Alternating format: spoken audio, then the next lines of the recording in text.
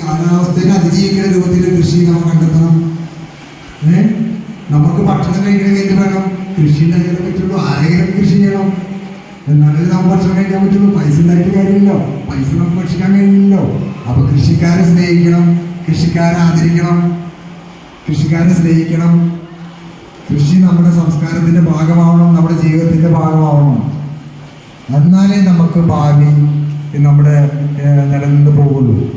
അപ്പം അതിനു വേണ്ടി ഉള്ള പാഠങ്ങൾ, കൃഷിപാഠങ്ങൾ ഇപ്പോൾ പുസ്തകത്തിലൊക്കെ ഉൾപ്പെടുത്തിക്കൊണ്ടിരിക്കുന്നുണ്ടാവും. ശരിക്കും കൃഷി നമ്മുടെ പുസ്തകത്തിൽ തൊട്ട് വരണം, എന്നാലല്ലേ ജീവിതത്തിൻ്റെ ഭാഗമായിട്ടും കുട്ടികൾ ഉണ്ടാവുള്ളൂ. ഒരുപാട് ചീരകളുണ്ട്. ആ ചീരകളൊക്കെ നമുക്കിവിടെ ഒരു 10 ഇനം ചീരകൾ നമുക്ക് കുട്ടികൾക്ക് കൊടുക്കാൻ ആവുന്നുണ്ട്.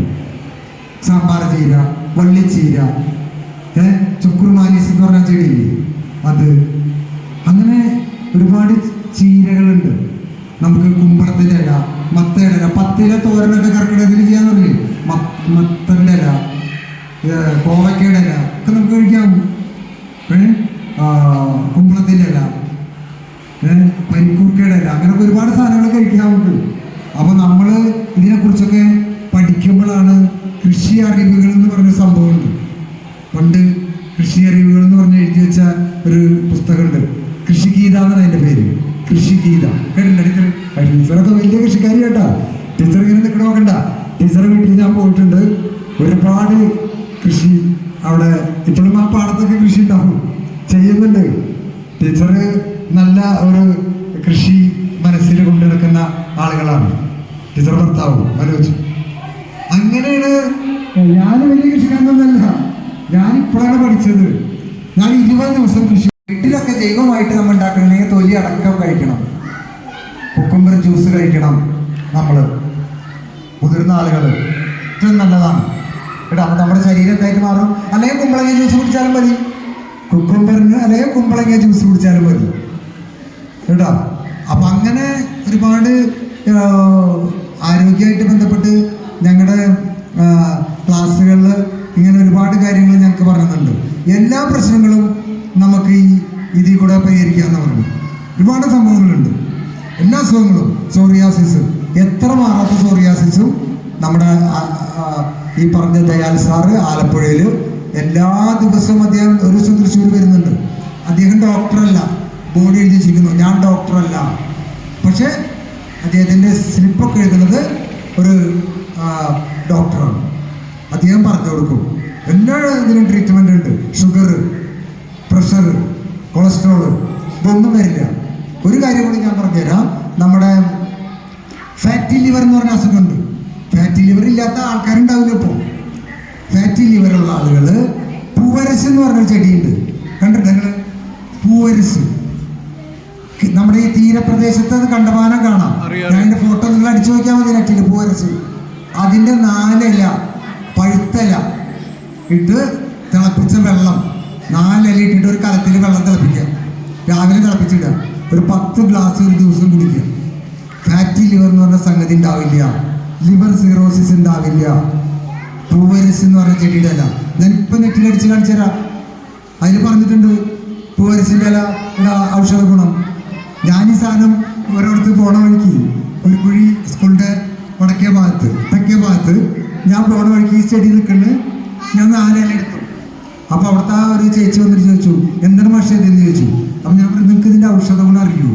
ഇല്ല, ഞങ്ങൾക്ക് വെട്ടിക്കളയാന്നൊക്കെയാന്ന് പറഞ്ഞു.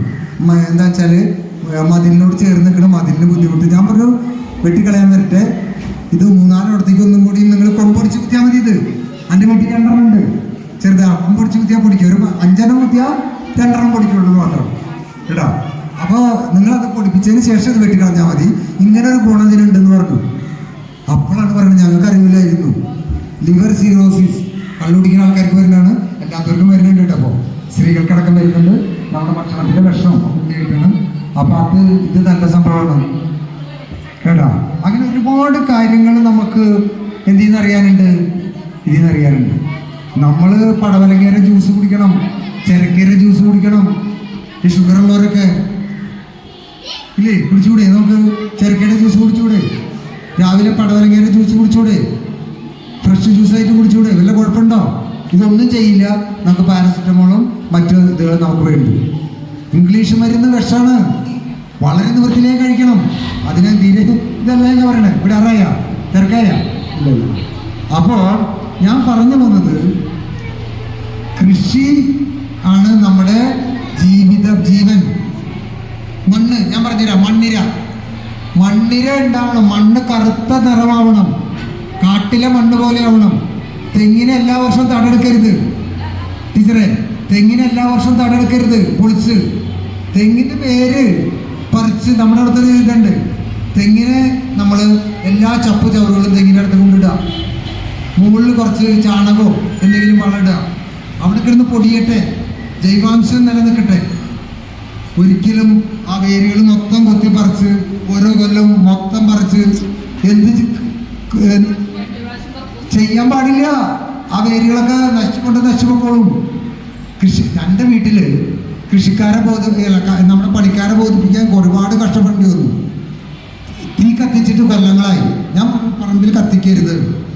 അവിടുത്തെ സൂക്ഷ്മജീവികളും എന്താണ് വളം? സൂക്ഷ്മജീവികളാണ് വളം ഉണ്ടാക്കുന്നത്. അവിടെ തീയിട്ട് കഴിഞ്ഞാൽ എന്തുണ്ടാവും? ആ മണ്ണ് മുഴുവൻ സൂക്ഷ്മജീവികൾ മുഴുവൻ നശിച്ചില്ലേ? നിങ്ങൾ എന്താ ചെയ്യുന്നത്? കത്തിക്കാൻ പാടില്ല. അപ്പം ചാരം കിട്ടും. അതിനേക്കാൾ വലിയ വളമാണ് ഈ കമ്പോസ്റ്റ് രൂപത്തിൽ വരുന്നത്. അപ്പൊ പറമ്പിൽ നിറച്ച് ഈ ചപ്പ് ചവറുകൾ ഇടുക. ചപ്പ് ചവറുകൾക്ക് എന്താ ഗുണം? വലിയ മരങ്ങൾ, ഇപ്പോൾ ഒരു അയിനി മരം നിൽക്കുന്നുണ്ട്, അതിൻ്റെ വേര് ഉള്ളിൽ പോയിട്ട് മൂലകങ്ങളൊക്കെ വലിച്ചെടുത്തിട്ട് അതാണ് ഈ ഇലകളിൽ. ആ ഇല വീണിട്ടാണ് പൊടിയുന്നത്. അപ്പൊ എല്ലാ മൂലകങ്ങളും കിട്ടി. പുളിയുടെ ഇലയ്ക്ക് വേറെ മൂലകം കിട്ടും. ഈ തേക്കിൻ്റെ ഇല ഇടാൻ പാടില്ല എന്ന് പറഞ്ഞു. തേക്കിൻ്റെ ഇലയൊക്കെ കുറച്ചിടാം, അത് മാത്രം ഇടരുത്. എല്ലാ ഇലകളും കൂട്ടിയിടണം. മനസ്സിലായി? ചേരിൻ്റെ ഇലയിൽ ബോറോൺ ഉണ്ട്, ബോറോൺ എന്ന് പറഞ്ഞ മൂലകം. എല്ലാ ഇലകളിലും ഓരോ മൂലകങ്ങളാണ്. ആ കശുമാവിൻ്റെ ഇല ഇടാം. എല്ലാ ഇലകളും മിക്സ് ചെയ്തിടണം. അപ്പോൾ എല്ലാ ദിവസവും അടിച്ചു കൂട്ടിയിട്ട് ഒരു ചാക്കിൽ നിറയ്ക്കുക, അതുകൊണ്ട് തെങ്ങിൻ്റെ നിറത്തിലിടുക. വെറുതെ പറമ്പിൽ ഒരു കുഴി പോലെ ഉണ്ടാക്കിയിട്ട് അതിലിടുക. അതിൻ്റെ മീതെ 2 പയർ ഊറ്റി കൊടുക്കുക. കുറച്ച് ദിവസം കഴിയുമ്പോൾ സുഖമായിട്ട് അവിടെ ഇതുണ്ടാവും. മണ്ണിനെ ഫലഭൂഷ്ടാക്കുക. വിത്തല്ല ഹൈബ്രിഡ് ആക്കേണ്ടത്. മണ്ണ് കറുത്ത മണ്ണായിരിക്കണം. കാട്ടിലെ മണ്ണ് പോലെ വരണം. കാട്ടിലെ ചെടികൾ വെള്ളം കുഴപ്പമില്ല, കാട്ടിൽ നല്ല രീതിയിൽ ചെടികളില്ലേ, അതുപോലെ നമ്മുടെ മണ്ണ് വരണം. മണ്ണ് പിടിച്ചാൽ ഇങ്ങനെ അതിൻ്റെ അകത്ത് ജൈവാംശം ഉണ്ടാവണം. ഈ ചപ്പ് ചവറ് പൊടിഞ്ഞിട്ട് അപ്പം അത് സ്പോഞ്ച് പോലെ ആയിരിക്കും. മണ്ണ് വെള്ളം പിടിച്ച് നിർത്തും വേനൽക്കാലത്ത്. അപ്പോൾ ഒരാഴ്ച നനവ് നിൽക്കുന്നത് 2 ആഴ്ച നിൽക്കും തെങ്ങിൻ്റെ അടുത്തേക്ക്. അപ്പോൾ തെങ്ങിന് തടെടുക്കുന്നുണ്ടെങ്കിൽ തന്നെ മൊത്തം പറിക്കാണ്ട് വേണമെങ്കിൽ ഒരു കാര്യം ചെയ്യാം. തൊട്ട് ഒരു 1.5 മീറ്റർ അകലെ റൗണ്ടായിട്ട് എടുക്കാം. എന്നിട്ട് അതിൽ ചപ്പ് ചവറിടാം. വേര് വലിക്കുന്നത് ഈ അറ്റത്താണ്. മനസ്സിലായി? അതുപോലെ തെങ്ങിന് വെള്ളം നിർത്തുമ്പോൾ പണ്ട് അച്ഛനൊക്കെ പറയും ഫുള്ളായിട്ട് വെള്ളം നിർത്തുന്നു. ഒരിക്കലും നിർത്തരുത്. തെങ്ങിന് കുറച്ച് നനവുണ്ടാവാൻ പാടുള്ളൂ. അത് ഇടവേള കൂട്ടി കൊടുക്കുക. 3 ദിവസം 4 ദിവസം കൂടുമ്പോൾ ഒന്ന് ജസ്റ്റ് നനയ്ക്കുക. അല്ലാതെ തടം നിറച്ച് വെള്ളം നിർത്തിയാൽ മൂലകങ്ങൾ മൊത്തം പോകും. നമ്മുടെ ഇപ്പം ഈ മഴയൊക്കെ പെയ്തില്ലേ, മഴ പെയ്യുമ്പോൾ മണ്ണിലുള്ള